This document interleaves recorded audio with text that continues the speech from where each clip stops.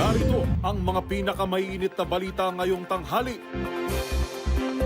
Hagupit ng super bagyong Nando. Ramdam na sa Cagayan at iba pang bahagi ng Northern at Central Luzon. Signal number 5, nakataas sa Babuyan Islands.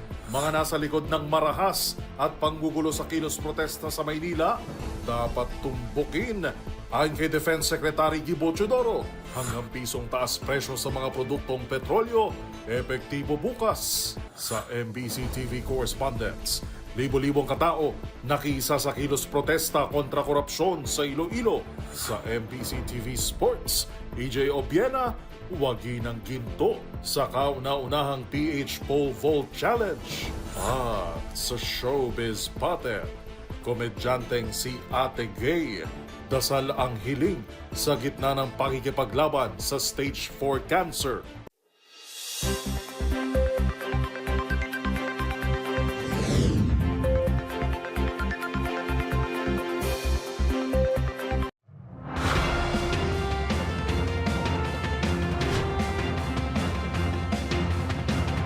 Bawat balita, makabuluhan. Bawat kwento, makapangyarihan. Boses ng Pilipino para sa Pilipino. Live mula sa MBC TV Studio. MBC TV Network News.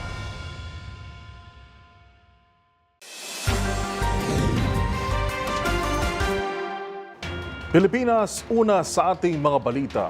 Nagsisimula ng humagupit ang super bagyong Nando sa Cagayan habang patuloy na lumalapit at binabagtas ang bahagi ng Northern at Central Luzon. Ang mga pinakahuling sitwasyon mula sa probinsya ihahatid sa atin live ni Grace Sansano. Grace, kamusta na dyan?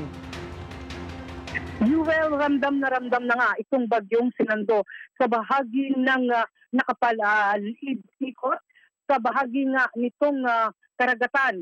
Ang unang tinumbok nga bilang sinasabi ng pag-asa ng mata ng bagyong Sinando ay ang Calayan Island at kasama ito sa Babuyan Island kung saan ramdam na ang matindi at lakas na hagupit na may kasamang malakas na pagbuhos ng ulan. Dito ngayon nakatutok ang PDRMO sa bahagi ng Calayan maging ang mga bayan na nakaratig ng Santa Ana at ang binabaybay ng shoreline municipalities ng Cagayan.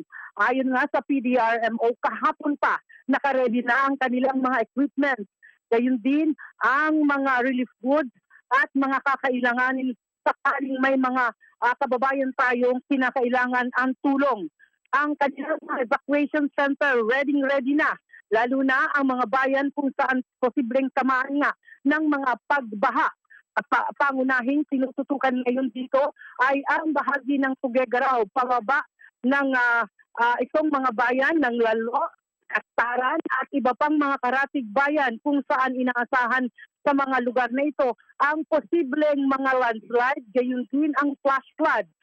Ayon nga sa kautusan ng Governor ng Cagayan na si Governor Edgardo Avilpay, kinakailangang alertado mula sa barangay level, paakyat ng municipal level. Handang-handa rin ang kanilang mga relief goods sakaling kailanganin. Katunayan, ang mga relief goods ay nasa kanilang mga tanggapan na ng PDRMO Quick Response Office.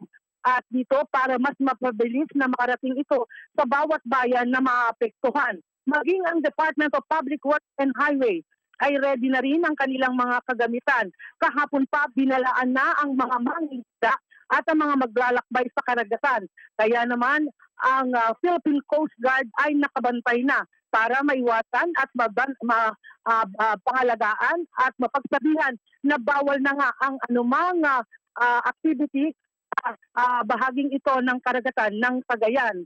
Isa pa sa mga pinagbabawal ay hindi na po pwede yung umiinom o may liquor ban na para nang sa ganon maiwasan nga ang posibleng epekto na mayroong insidente noong mga naitatala na dahil nga nakainom ay nagkakaroon ng drowning incident.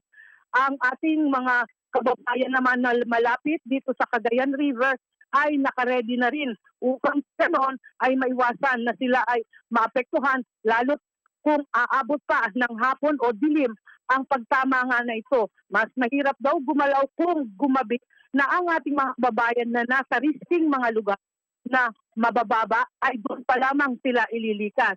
Kaya naman, lahat ng mga barangay officials ay may nakaredy na mga evacuation center. Samantala, ang PNP at gayon din ang Bureau of Fire ay ready na rin. At inaasahan din na ang ating mga kababayan na nasa malapit sa mga ilog o sapa na posibleng magkaroon ng epekto dahil 2 spill gate na ang bukas sa Magat Dam. Anumang oras ay pwede itong maramdaman at sumama at bumaba rin sa bahagi nga ng Cagayan River. So yan muna, Yuel, ang ating update para sa ating sinasagawa pa rin pagtutok dito sa kaganapan sa bagyong Fernando. Ito, si RH25, Grace Vera Sansano, para sa FCC TV Network News. Grace Vera Sansano, una sa Pilipinas, una sa Pilipino. Live mula sa Cagayan, maraming salamat at ingat, Grace Sansano.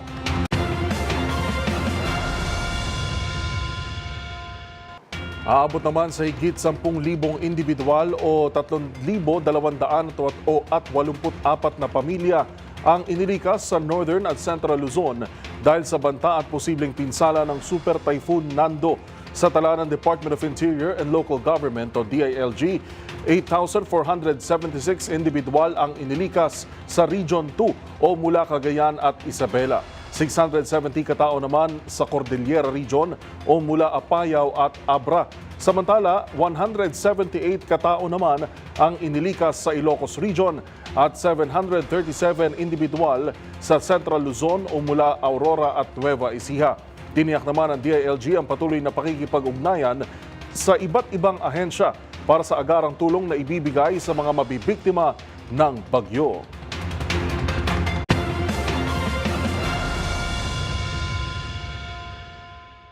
Sa iba pang balita, ibinunyag ni Manila Mayor Isko Moreno na posibleng isang dating opisyal ng Maynila at isang abogado ang mastermind sa likod ng karahasan kahapon sa lungsod, kasabay ng protesta laban sa korupsyon.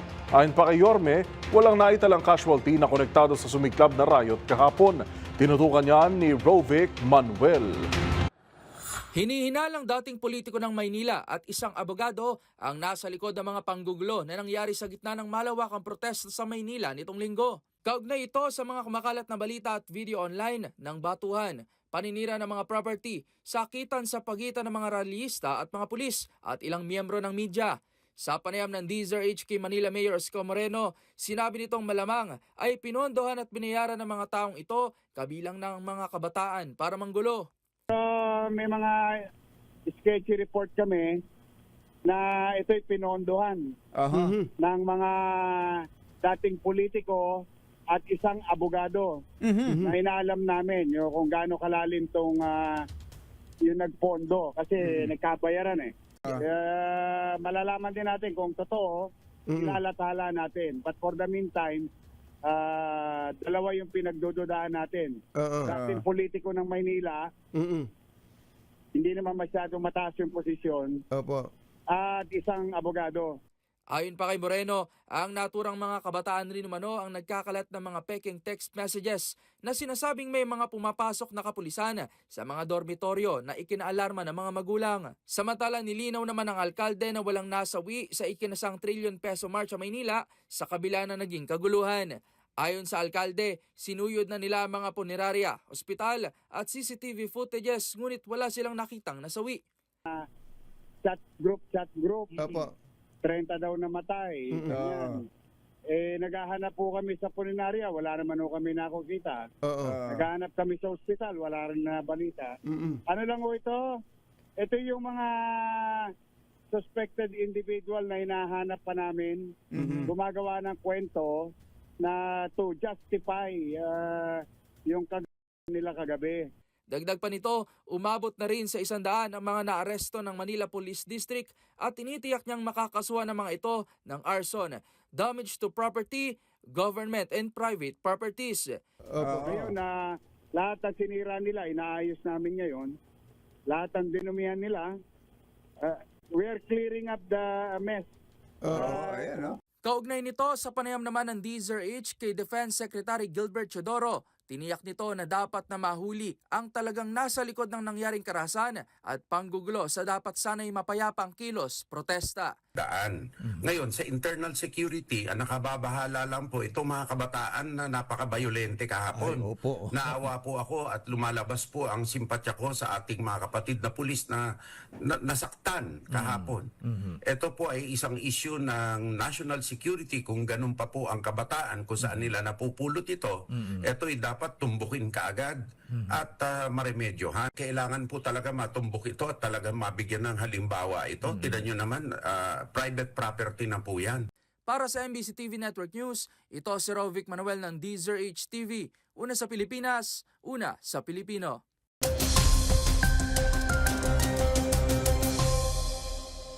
Balikan natin ang Super Typhoon Nando. Patuloy po itong lumalakas habang kumikilos, pakanluran at tutumbukin ang Babuyan Islands kung saan pinag-iingat ang mga residente sa Hilagang Luzon. Huling namataan ang mata ng bagyo sa layong 110 kilometro silangan ng Calayan, Cagayan sa lakas na 215 kilometers per hour. Bugso na aabot sa 265 km per hour at kumikilos sa bilis na 20 km per hour.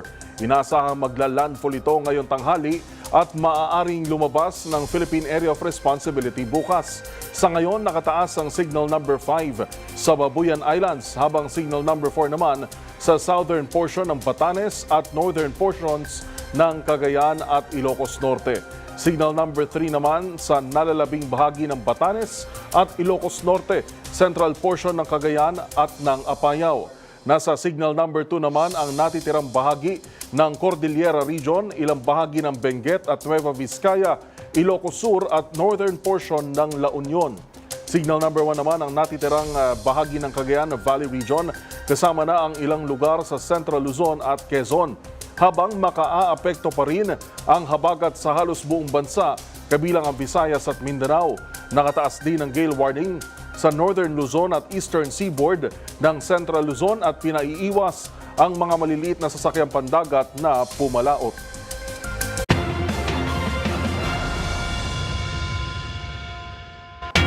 Sa iba pang balita, may 2 lead nang sinusundan ng pulisya kaugnay ng riot na naitala partikular sa Ayala Bridge at sa Recto sa Maynila sa kasagsagan ng anti-corruption rally kahapon.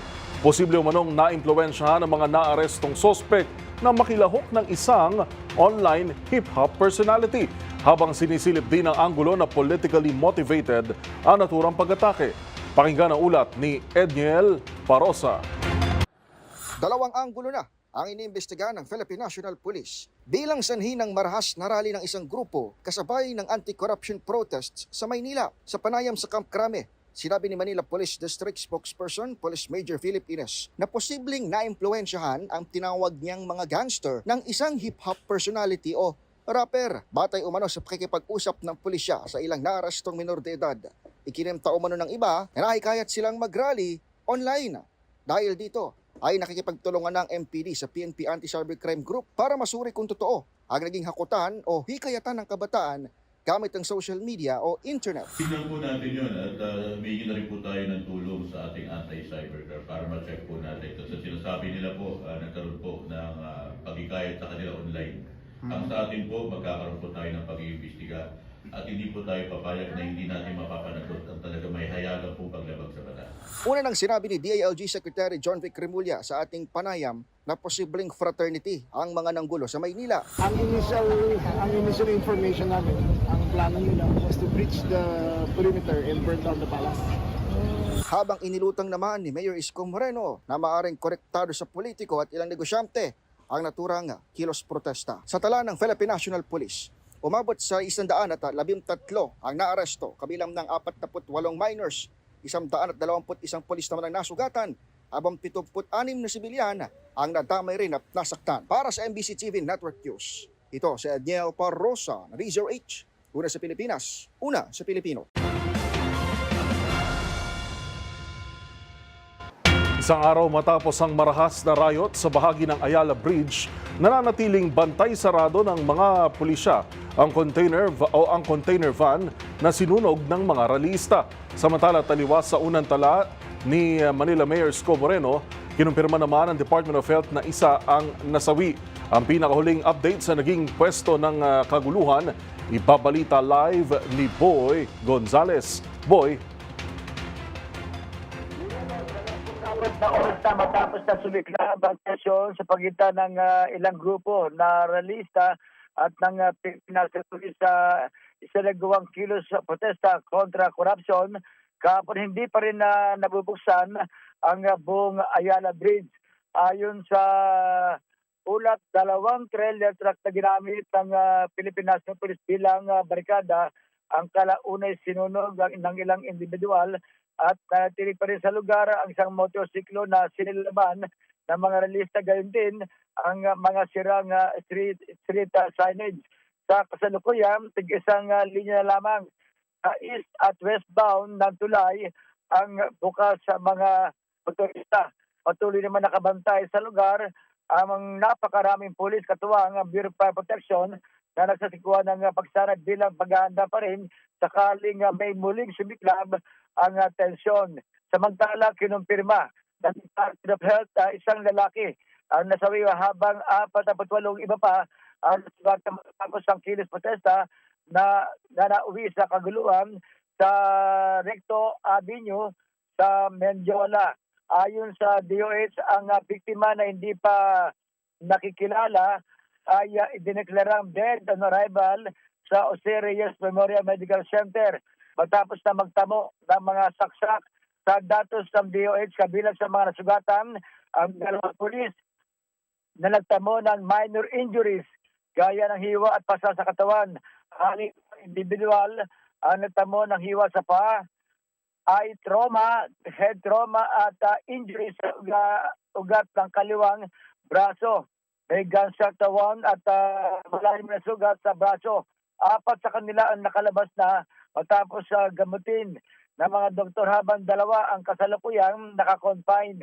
Bukod dito, 39 na realista ang sumailalim din sa physical examination bilang bahagi ng proseso bago sila ilipat sa kulungan. Tiniyak ng DOH na sakop ng zero balance sa billing ang lahat ng pasyente ay nasugarin at pamalan na matiyak ang agarang at dekalidad na serbisyo medikal para sa lahat. Para sa MBC TV Network News, ito si Boy Gonzales, una sa Pilipinas, una sa Pilipino. Maraming salamat sa update, Boy Gonzales.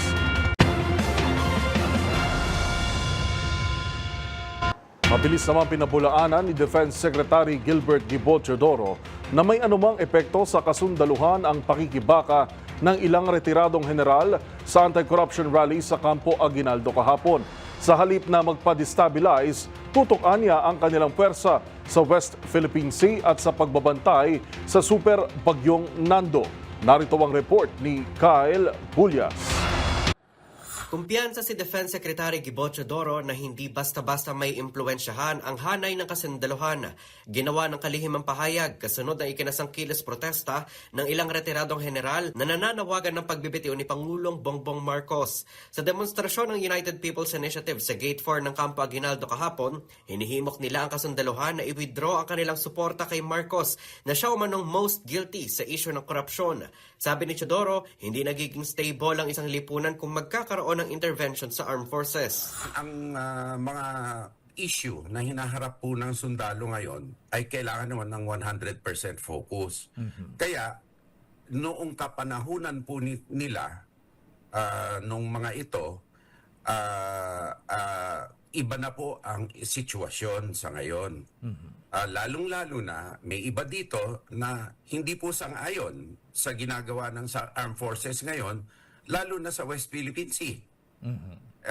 Paano po magkakasimpatya ang sundalo sa kanila? Araw-araw po na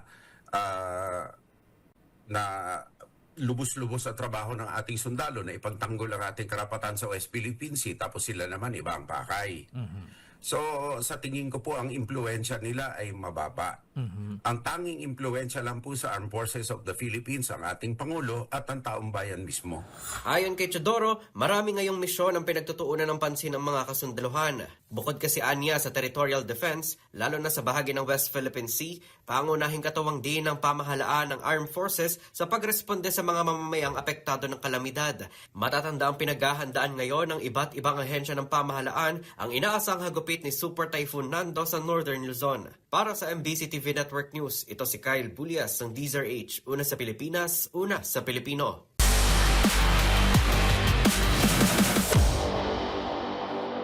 Muli na namang nanaig ang husay ng atletang Pilipino matapos makuha ni EJ Obiana ang ginto sa kauna-unahang atletang Ayala World Pole Vault Challenge laban sa mga world-class athlete. Tinapos ni Filipino pole vault star EJ Obiana ang kanyang season sa isang makasaysayang panalo matapos magkampiyon sa kauna-unahang atletang Ayala Pole Vault Challenge noong linggo ng gabi sa Ayala Triangle Gardens, Makati City. Naitala ni Obiana ang 5.80 meters sa ikalawang attempt upang malampasan si Thibaut Collet ng France na nakatawid din sa kaparehong taas, ngunit nagawa ito sa huling attempt lamang. Dahil dito, napabura ng Pilipino sa tiebreaker at itinanghal na kampiyon. I knew I was leading, I want to extend it. That's why I tried to jump 85. But at the same time, it's been a long season. I'm not in the best shape of my life. I was a little bit tired going the end of the competition. I did a little bit of a veteran's move. Maybe not so appreciated by my friend Thibaut. So I said, last attempt I need more time. And in the order, he's ahead. So therefore, if I pass, he'll jump first and I'll take a little bit more. So I kind of did that. I'd say it kind of worked. I think I tired him out and made it happen. Like really. All these guys are giving everything that we've got, and I myself, like I would say right now, I'm really exhausted and feel a bit lightheaded. But it's all well and good, and I'm really happy to do it. Ang 29-year-old Filipino pride ay muling nakapagtala ng kanyang season best na 5.80 meters na kanya ring naabot sa ilang international competition ngayong taon, gaya ng Orlen Copernicus Cup noong Pebrero, Patafa Philippine Pole Vault Challenge noong Mayo at Meeting Madrid noong Hulyo. Naging kapanapanabik ang laban ng piliin ni Collet na lumundag diretso sa 5.90 meters matapos mabigo si Obiana sa dalawang attempt ng 5.85. Subalit hindi rin nagtagumpay ang Pilipino sa kanyang isang attempt sa 5.90 meters. Kinailangan ni Collet na malampasan ng 5.90 meters upang agawin ng korona. Ngunit nabigo ito sa tatlong attempt, kaya tuluyan ang nakuha ni Obiana ang gintong tagumpay. At dahil ang World Pole Vault Challenge ay sanction ng World Athletics, mayroon itong epekto sa world ranking ng mga lumahok na atleta. At ayon kay EJ, inaasahang mag-reflect ito sa ranking ngayong linggo. I think for me, yes, because this is the best jump I've had this season. I've not jumped 80 in any competition this year, so this is the highest level of tour that I've jumped 580. So I believe it will be there and it helped. It's just going to be in the World Athletics. It's all categorized, but the way the ranking works is the best 5 performance of the year. As I said, these guys have been having great, magnificent season. So, I'm not sure if it's. We don't know. We'll know in next week, Tuesday, probably. Wednesday, something like that. Ang panalong ito ang nagtatapos sa isang roller coaster na taon para kay Obiana na bumaba sa world number 7 at nabigong makaabot sa finals ng World Championships matapos makapag-uwi ng medalya sa nakaraang 2 edisyon. Samantala, inamin din ni EJ na nakaramdam ito ng pressure sa kanyang muling paglalaro sa home crowd. But I enjoyed really the pressure that he brought, and I think, as I said, really, this is the best world I've had in this year, so I'm happy for the pressure that the crowd brought, and thankful that I'm able to pull it off, and thankful a little bit to Thibaut for not making 90. So all is good and all is well. Mula rito sa Ayala Triangle Gardens, para sa MBC TV Network News, ito si Mili Borja ng DZRH TV, una sa Pilipinas, una sa Pilipino.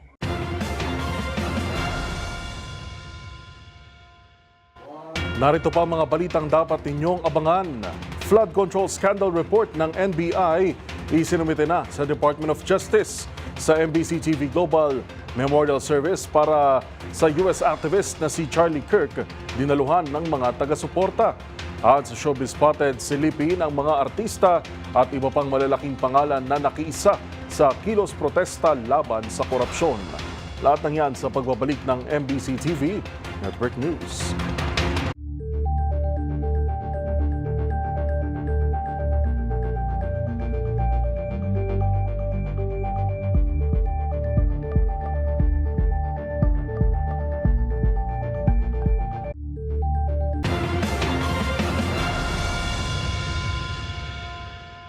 Maliban sa baha sa Luneta, binahari ng mga pamilyar na muka, grupo at personalidad ang EDSA People Power Monument kahapon. Ating alamin ang detalye ng report mula kay Dustin Bayog.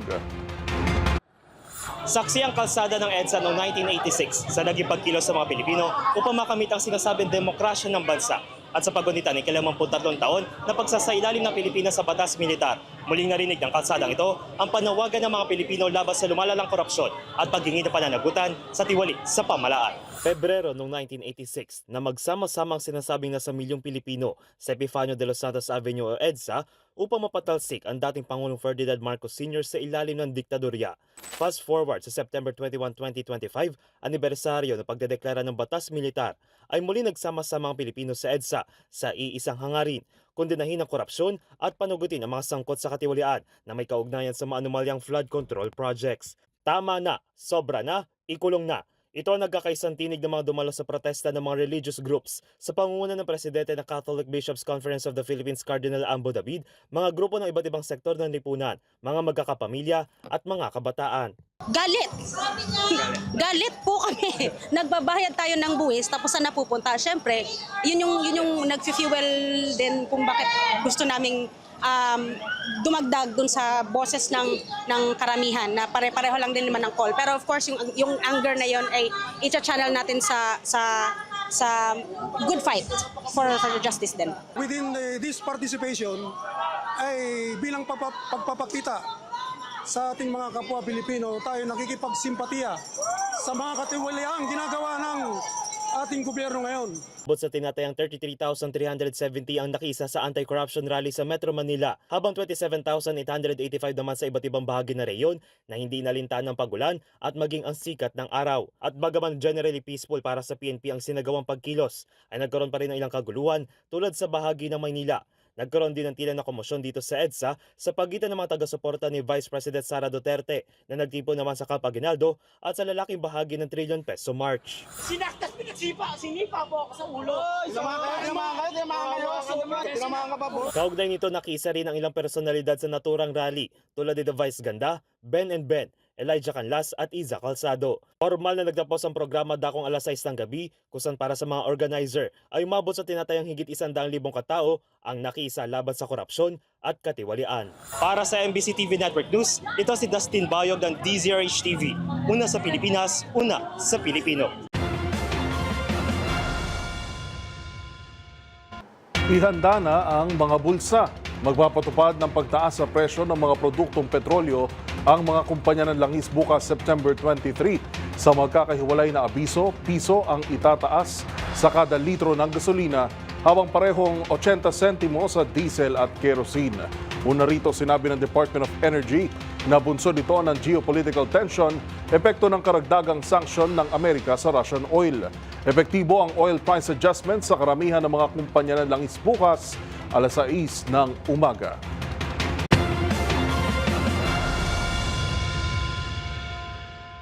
Sa iba pang balita, kinumpirma naman ng National Bureau of Investigation o NBI na hawak ng Department of Justice o DOJ ang inisyal na report ng Bureau kaugnay ng kanilang investigasyon sa flood control scandal. Sa ambush interview ng DZRH, sinabi ni NBI Director Jaime Santiago na nasa DOJ na ang bola sa ebalwasyon sa kanilang findings. Ipinauubaya na ng Direktor sa Justice Department kung ano sa kanila ang nadiskubre ang ihahain o isasampa sa hukuman. Kasamaan niya sa irerekomenda nilang kasuhan ang mga opisyal ng Department of Public Works and Highways at mga kontratista na maanomalya o dispalinhadong flood control projects. Sabi ng NBI Director, pagmamayari ng mga diskaya ang karamihan sa mga construction company na interlocking o iisa o pare-parehas ang Board of Directors. Nadiskubre ng NBI na iba-iba ang pangalan ng construction company pero iisa lamang ang address. We have actually submitted our report sa DOJ. So, ang DOJ ay nakapag-create na ng task force on their part at saka para sa NBI. So, hindi muna ako makapagsalita under evaluation ng DOJ kung alin ba isasampa, kung ano bang findings.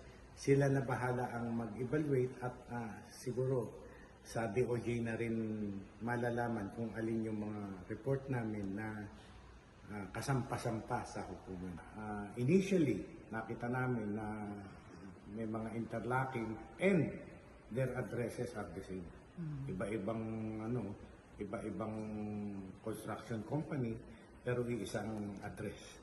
Director, karamihan po, kanino po nakapangalan yung mga kumpanya? Sa mga diskaya.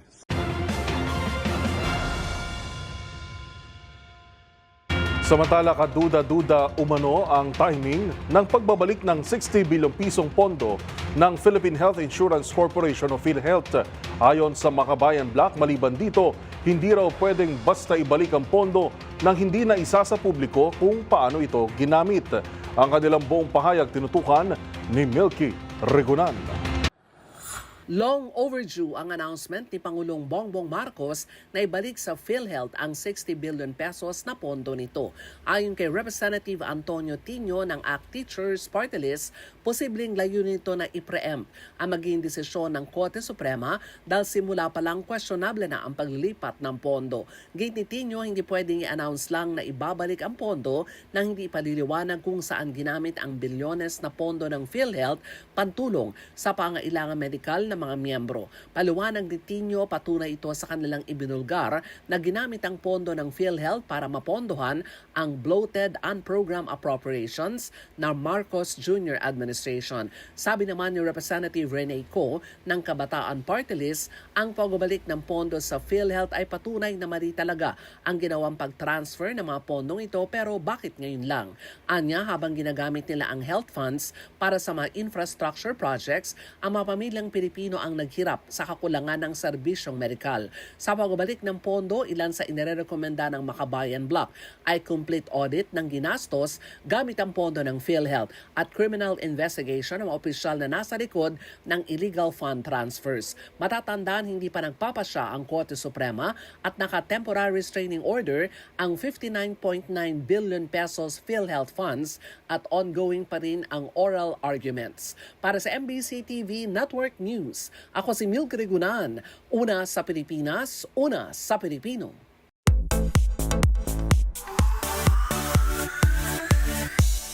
Sa mundo ng showbiz, marami ring artista, singer at beauty queen ang nasilayan sa lansangan para makiisa sa mga kilos protestang isinagawa kahapon sa EDSA Shrine at Luneta. Ang panawagan ng mga sikat sa gitna ng isyu ng korupsyon, tutukan sa report ni Showbiz Angel. Ilang artista rin ang nakiisa sa isinagawang protesta laban sa korupsyon kahapon sa EDSA People Power Monument. Kabilang na riyan ang TV host comedian na si Vice Ganda. Hinahamon ka namin, Pangulong Bongbong Marcos,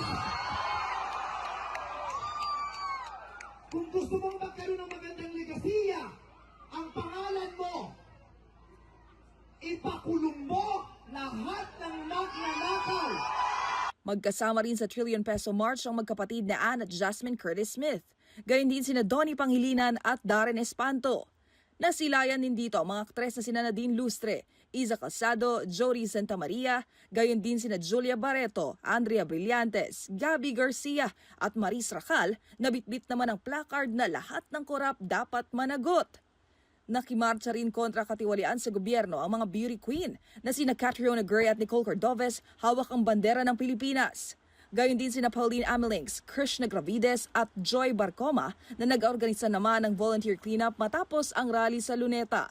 Sa gitna naman ng buhos ng ulan, inawit ni Gab at Noel Cabangon ang Tatsulok.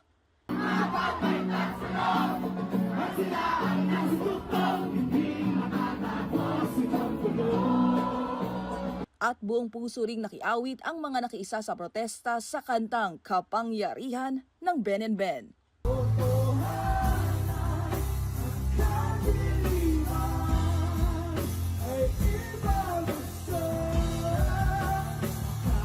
At ang aktres na si Angel Locsin, binasag din ang matagal ng pananahimik sa social media at nagpahayag ng suporta sa isinagawang kilos protesta at nanawagang patuloy na lumaban para sa katotohanan, hustisya at pagbabago. Abangan sa aming pagbabalik, isang senador naniniwala na dapat may managot sa issue ng flood control scandal. Yan at marami pang iba sa pagbabalik ng MBC TV Network News.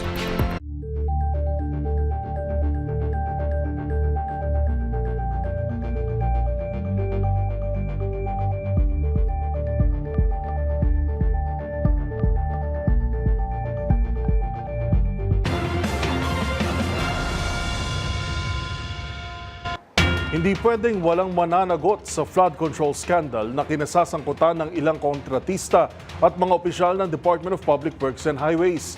Ayon kay Senator J.V. Ejercito, ang malawakang rally kahapon ay malinaw na mensahe ng galit ng taong bayan na dapat matunto ng tunay na pasimuno ng korupsyon. Magbabalita si Raymond Dadpaas. Panahon na upang mapanagot ang mga sangkot sa katiwalian, partikular na sa mga substandard at ghost flood control project. Ito ang paniniwala ni Senador J.V. Ejercito kasunod ng mga kilos protesta na isinagawa laban sa korupsyon, hindi lamang sa Metro Manila kundi sa mga probinsya. Sabi ni Ejercito, grabe na ang galit ng taong bayan, kaya kailangan ng panagutin ang mga salarin. Paniwala ng Senador, hindi lang dapat magtatapos kina dating DPWH Bulacan District Engineer Henry Alcantara at kanyang assistant engineer na si Bryce Hernandez ang investigasyon. Mahalaga na matukoy at maimbestigahan ang mga mas malalaking individual na nasa likod nina Alcantara at Hernandez. Ito ang kanilang inaasahan na matukoy sa pagpapatuloy ng investigasyon ng Senate Blue Ribbon Committee bukas alas 9 ng umaga. Nagpauna na si Ejercito na asahan daw ang isang juicy information o bombshell na maisisiwalat sa investigasyon ng Senate Blue Ribbon Committee bukas. Sina Alcantara, Hernandez, TJ Mendoza at Pacifico Curly Discaya ng St. Gerard Construction ay nakakulong ngayon sa Senado matapos ma-cite in contempt. Si Hernandez ay pinayagan ni na Senador Ping Lacson bilang chairman ng Senate Blue Ribbon Committee at Senate President Tito Soto noong araw ng Sabado na lumabas upang kumuha ng sinasabing ebidensya na isisiwalat sa susunod na pagdinig ng Senate Blue Ribbon Committee. Siya ay bantay sarado ng mga tawa ng Senate Office of the Sergeant at Arms o USAA. Para sa MBC TV Network News, ito si Raymond Dadpaas ng DZRH, una sa Pilipinas, una sa Pilipino.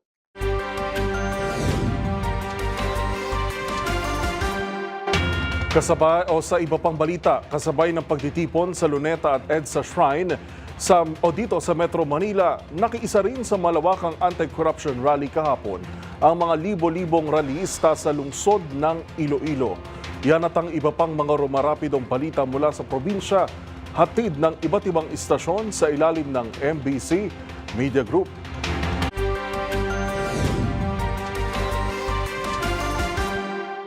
Tinatayang 3,000 mga partisipante mula sa iba't ibang sektor ang sumali sa kilos protesta kontra korupsyon sa lungsod ng Iloilo kahapon. Hindi ininda ng mga rallyista ang pagod habang nagmamarcha mula sa Haro Cathedral at UP Visayas papunta sa harap ng Iloilo Provincial Capital para sa Trillion Peso March. Ang multisectoral rally na tinawag na kahublagan kontra korupsyon, pinangunahan ni Haro Archbishop Medifil Billones at Monsignor Militon Oso, ang director ng Haro Archdiocesan Social Action Center. Ayon sa Iloilo City Police Office, walang naitalang major incident mula umpisa hanggang sa matapos ang kilos protesta. Ang mapayapang aktibidad ang resulta ng epektibong deployment ng security measures, close coordination sa organizers at kooperasyon ng mga participants. Pinasalamatan rin ni ICPO Director Police Colonel Kim Ligada ang disiplina na pinakita ng mga rallyista at dedikasyon ng Civil Disturbance Management Team para mapanatili na maayos ang nasabing aktibidad. Para sa MBC TV Network News, ito si Jocelyn Maque na Action Radio Iloilo. Una sa Pilipinas, una sa Pilipino. Patay ang isang lalaki matapos pagbabarili ng dalawang sospek habang sakay ng kanyang motorsiklo kasamang kanyang asawa sa Sitio Royo, Barangay Suba, Bayan ng Calatrava, Negros Occidental. Ang sospek kinilala na si alias Idrom at alias Darwin, residente ng nasabing lugar. Ayon kay Police Captain Jesus Alba, Acting Chief of Police ng Calatrava PNP, habang nasa isang gasolinahan ng biktima ng nang nilapitan ng isang sospek at walang awang pinagbabaril hanggat namatay ito. Kagad namang rumisponde ang kapulisan na nagresulta sa pagka-aresto ng isa sa dalawang sospek na si alias Darwin na nasa kustodiya ng mga kapulisan.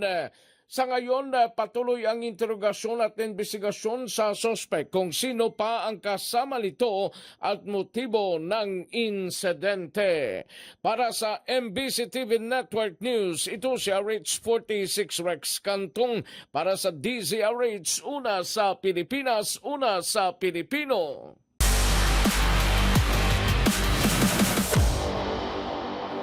The Land of Dawn is set to Cuneta Astrodome. Ayon ang anunsyo ng MPL Philippines kung saan pinili ang Pasay Base Arena bilang bagong tahanan ng MPL Season 16 Playoffs. Ang mga dapat abangan ng MPL fans, alamin sa aking report.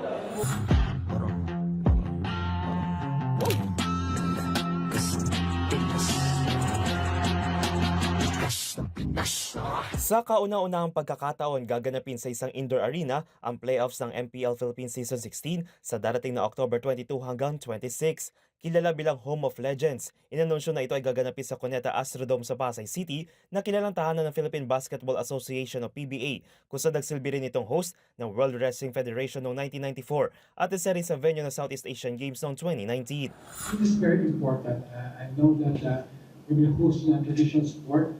And right now we're evolving sport not just only basketball or volleyball and other sports, but also through e-games. Para kay Miss Lee Viloria na siyang Esports Head of Business Development and Partnerships ng Moonton Games PH, mahalagang pag-boom sa mas malaking venue, bunsod ng mataas na demanda ng mga fans at ng lumalaking esports community. It's very important for us because this is not just about accommodating more people at the venue, but actually, like embracing also the community that we have built and expanded with throughout the multiple seasons that we have been running MPL. Isa rin itong tagumpay sa lumalaking recognition ng esports bilang isang uri ng professional sport, hindi lang sa bansa kung hindi pati sa international games. For a sport that is not recognized widely before, and now the growth of our players, which is competing in international level. So that's how the growth of the esports in the Philippines and abroad. At bukod sa historic venue transfer, mayroon ding revamp ang MPL Playgrounds na tatawagin ng MPL PH Festival Superfan City na bukas para sa lahat. It is actually built to provide more experiential touch points as well, not just to the hardcore esports fans, but it's actually open to all. It's gonna be like the festival is gonna be like a non-ticketed area, so we can also invite like yung mga hindi pa nila masyadong alam yung esports. Like it can also be like a venue for like family bonding. Dagdag motibasyon naman ito para sa ilang MPL players na mas marami ng fans ang makanonood ng live ng kanilang mga laban. Para sa akin, tawag doon. Importante yun kasi marami ring tas nakaka-motivate din yun pag nakikita mo yung mga marami nanonood ng tao sa inyo. Siyempre mas excited kasi ayun, may bagong venue kasi ilang season na rin dito lang yung venue So yun, mas masaya maglaro. Samantala, bukas na para sa ML fans ang ticket selling para sa mga nais manood ng playoffs na kaya mag-accommodate ng aabot sa 2,000 katao. Para sa MBC TV Network News, sa ngalan ni Millie Borja, ako po si Dustin Bayog ng DZRH TV. Una sa Pilipinas, una sa Pilipino.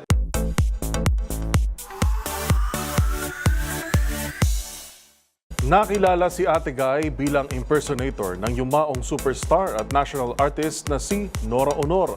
Ngunit ang kilalang nagbibigay saya sa mga manonood bilang singer at stand-up comedian halos araw-araw anyang umiiyak ngayon dahil sa kinakaharap na karamdaman.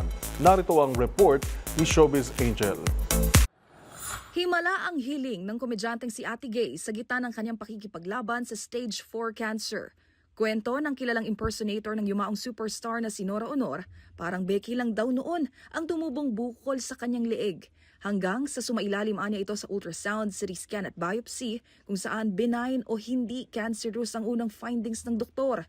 Pero nang magpa-second opinion nito nang mapansing lumalaki at nagdurugo ang bukol matapos ang isang show sa Canada, ay doon nalaman ng komedyanteng stage 4 na ang kanyang cancer. Ayon sa doktor ni Ate Guy, nasopharyngeal carcinoma ang kanilang working diagnosis. Ang kilalang nagbibigay ngiti sa mga manonood, halos araw-araw daw umiiyak dahil sa karamdamang hindi aniya pwedeng maoperahan. Chemotherapy at radiation lang sana ang paraan upang mapabagal ang pagkalat ng cancer, ngunit tutol daw ang kanyang pamilya, gayong nasaksihan na rin nila kung paano nanghina ang isang kapatid ni Ate Gay nang sumailalim noon sa chemotherapy. Kamakailan nga lang, nagsagawa ng May Himala for Ate Gay benefit show ang mga kaibigan nitong sina Alan Kay at Bubay. Sa ngayon, dasal ang hiling ng singer at stand-up comedian na si Ate Gay o Hil Aducal Morales sa tunay na buhay sa gitna ng kanyang pakikipaglaban sa cancer. Get ready, Pilipinas! The world's best volleyball teams are coming to our shores for the 2025 FIVB Volleyball Men's World Championship. Witness world-class action, thrilling rallies, and unforgettable moments as the Philippines takes center stage in this historic sporting event. Don't miss the excitement this September 12 to 28, 2025 at SM Mall of Asia Arena and Smart Araneta Coliseum. Get your tickets at www.philippineswch2025.com, SM Tickets or ticketnet.com.ph. MBC Media Group is one of the official media partners of the World Championship event.